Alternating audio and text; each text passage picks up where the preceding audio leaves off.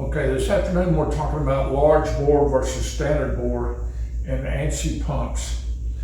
Standard bore stuffing boxes were originally designed for packing. And this is the smaller diameter stuffing box.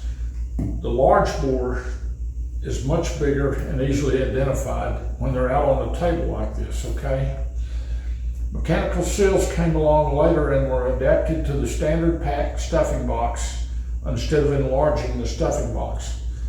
This arrangement is fine on the majority of applications. However, over time, manufacturers enlarge the stuffing boxes to allow better cooling and help eliminate solids.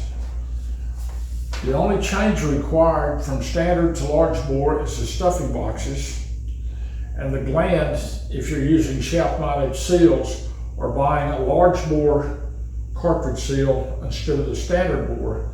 The large bore stuffing box and seal do cost more.